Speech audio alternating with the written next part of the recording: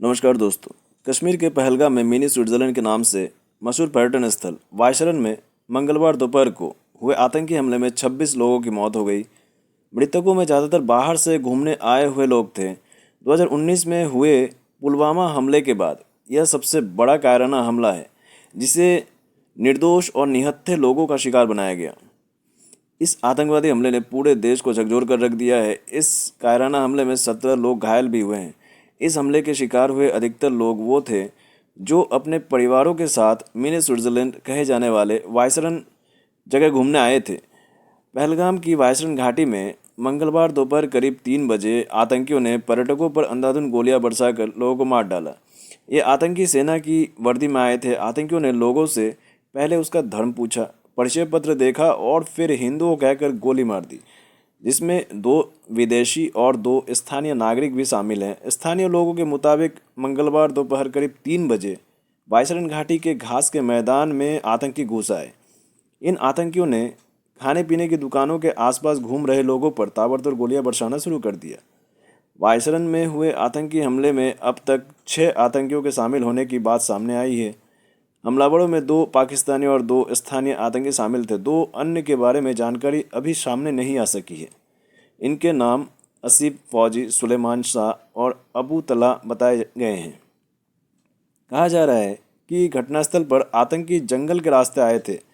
यह माना जा रहा है कि आतंकी किश्तवाड़ के रास्ते से आए और फिर कोकरनाग के जरिए दक्षिण कश्मीर के वाइसरन पहुंचे। कुछ लोगों ने आतंकियों की संख्या 5 भी बताई है। इस घटना को तब अंजाम दिया गया जब भारत के प्रधानमंत्री विदेश दौरे पर थे और अमेरिका के उपराष्ट्रपति जे.डी. वैंस भारत आए हुए थे। और एक नज़रिए से देखा जाए तो इस घटना को तब अंजाम दिया गया जब अमरनाथ यात्रा का पंजीकरण और जम्मू संभाग में आतंकरोधी अभियान चल रहा था, उसके बीच हुआ है। वाइसरन जैसे आकर्षक पर्यटन स्थल पर हर साल लाखों की संख्या में पर्यटक आते हैं। यहाँ आतंकियों का हमला करना इस बात का संदेश देना है कि जम्मू कश्मीर में सब कुछ सामान्य नहीं है। अमरनाथ यात्रा से पहले यह हमला इस बात का दबाव बनाने वाला है कि कश्मीर में श्रद्धालु सुरक्षित नहीं है। इसी तरह 14 मई 2002 को जम्मू कश्मीर में कालूचक के नज़दीक आतंकी हमला हुआ था। इस हमले में 3 आतंकवादियों ने हिमाचल रोडवेज की बस को निशाना बनाया। हमले में 7 लोगों की मौत हो गई थी। इसके बाद आतंकी सेना के पारिवारिक क्वार्टर में घुस गए और अंधाधुंध गोलीबारी शुरू कर दी। इस गोलीबारी में 23 लोगों की जान चली गई थी, जिनमें 10 बच्चे और 8 महिलाएं और 5 सैनिक शामिल थे। जब यह आतंकी हमला हुआ उस वक्त अमेरिका के सहायक विदेश मंत्री क्रिस्टीना बिरोका भारत के दौरे पर थी। पहलगाम आतंकी हमले के बाद जहां एक और पूरा देश गुस्से में है, तो सरकार भी कुछ बड़ा एक्शन लेने के मूड में नजर आ रही है। इसके साथ ही पाकिस्तान की मुसीबतें बढ़ना भी शुरू हो गया है। इसका अंदाजा इस बात से लगाया जा सकता है कि मंगलवार को आतंकी हमले में 28 लोगों की मौत के बाद पाकिस्तान को 10 बड़े झटके लगे हैं, जिनसे पाकिस्तान की इकोनॉमी को भी एक बड़ा खतरा माना जा रहा है। बुधवार को सीसीएस में पाकिस्तान के खिलाफ कड़े फैसले लेने के बाद गुरुवार को पीएम नरेंद्र मोदी ने बिहार में एक जनसभा को संबोधित करते हुए पाकिस्तान को कड़ा संदेश देते हुए कहा कि आतंकियों और इसकी साजिश रचने वालों को उनकी कल्पना से भी बड़ी सज़ा मिलेगी। इन्हें मिट्टी में मिलाने का समय आ गया है। इसके लिए उन्होंने 10 बड़े कदम उठाए। पहला झटका, पहलगाम हमले के बाद शुरू हुए तनाव का असर पाकिस्तान के शेयर बाजार पर दिखा है। पाकिस्तान स्टॉक एक्सचेंज में जोरदार गिरावट देखने को मिल रही है। दूसरा झटका यह लगा कि पहलगाम आतंकी हमले के बाद अंतर्राष्ट्रीय मुद्रा कोष यानी IMF ने FY25 के लिए पाकिस्तान की GDP ग्रोथ को पहले के 3% से घटाकर 2.6% कर दिया गया है।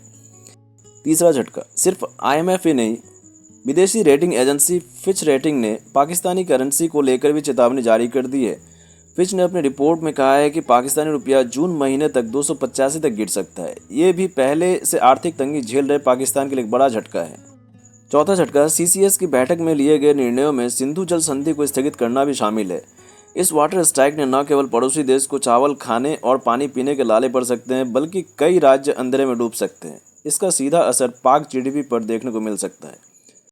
पांचवा झटका, पाकिस्तान को अगला बड़ा झटका अटारी चेकपोस्ट के बंद करने से हुआ है। इस चेकपोस्ट के बंद करने से पाकिस्तान को अनुमानित 3,000 करोड़ रुपए से ज़्यादा का नुकसान हो सकता है। पाकिस्तान में इसी पोस्ट से अनाज और सब्जियां भेजा जाता था।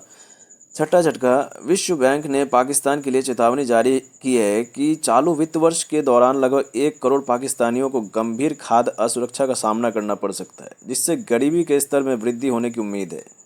सातवां झटका, आतंकी हमले के बाद सभी पाकिस्तानी नागरिकों का वीज़ा रद्द कर दिया गया है। आठवां झटका, सीसीएस की बैठक में पाकिस्तान के खिलाफ लिए गए सरकार के फैसले को देखें तो वीज़ा रद्द होने के बाद भारत में मौजूद किसी भी पाकिस्तानी नागरिक को अपने अगले 48 घंटे के भीतर देश छोड़कर वापस जाना होगा और पाकिस्तानी नागरिक अब भारत का दौरा नहीं कर पाएंगे।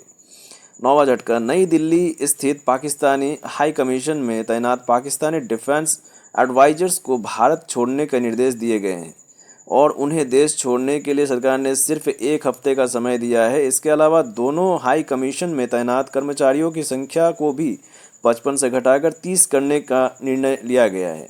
10वां झटका, भारत ने पहलगाम आतंकी हमले के बाद एक और सख्त कदम उठाते हुए पाकिस्तान को झटका दिया है कि दरअसल सरकार ने पाकिस्तान पर डिजिटल स्ट्राइक की है और देश के पाकिस्तान सरकार का अकाउंट बैन कर दिया है। मतलब अब पाकिस्तान का अकाउंट भारत में नहीं दिख पाएगा।